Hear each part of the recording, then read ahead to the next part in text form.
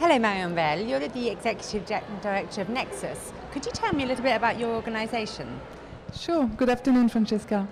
Nexus is a global alliance of pro-poor project developers which contribute to mitigating climate change. All our members are local NGOs or local businesses in developing countries working at fighting at the same time climate change and poverty. And what does this mean in practice? In practice, it means that climate change is a global threat that everybody needs to tackle. And the Nexus Alliance provides the means to its members to access the necessary financing to scale up their operations and to create effective solutions to climate change. So how much money have you managed to give your members access to? So the objective of Nexus is to give our members access to the carbon market. The carbon market is a multi-billion-dollar market. By building their capacity, providing them access to high-level expertise, we can enable them to tap this new funding source. So far, the flagship project is an improved cooking stove project in Cambodia, which is actually being managed by our founding member, GERES. GERES is a French NGO involved in renewable energy and solidarity since 1976. And they have managed to mobilize a few $1 million in funding through the carbon market to scale up their operations and disseminate 1.2 million improved cooking stoves in Cambodia. Okay. But how long has Nexus actually been around, and how much have you done to date? Sure. Nexus is a young organization. We were envisioned by the climate change unit of GERES. And building on their success in Cambodia, the climate change unit realized that their success had to be replicated and shared with the development community.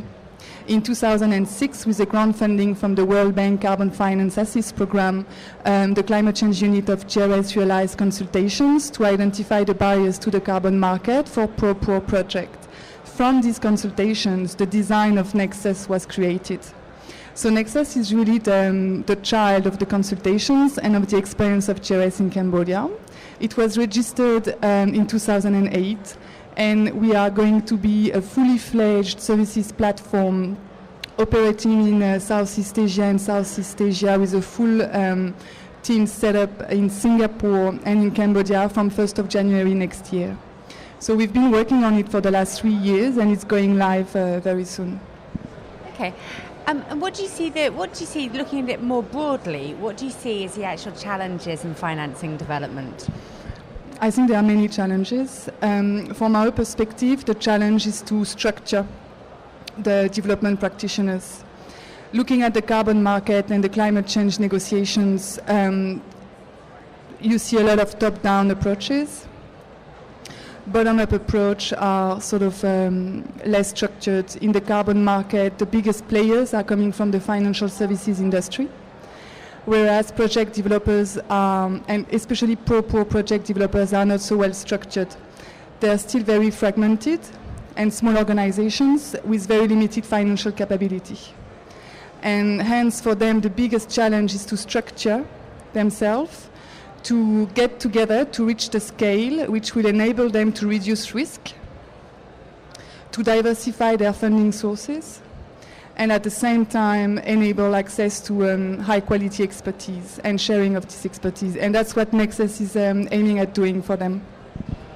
But at what stage will Nexus be able to provide those kind of services? Because that's huge. Yeah, we are already providing those services to a few of our members based in Southeast Asia. And the idea is to scale up the operations from next year. Why are you here in Cancun? What are you hoping to get? We are here in Cancun to promote pro-poor carbon projects which have a very strong social impact on the local communities. Beyond the environmental integrity of this project, we believe that climate change cannot be tackled if poverty is not part of the solution.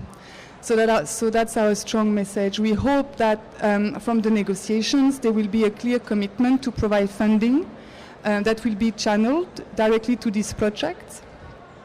We also hope that the doors of the CDM will be shaped in order to let those projects go into the market, and that's, I think, the next intervention on the suppressed demand topic. So that's a topic which is very important to us.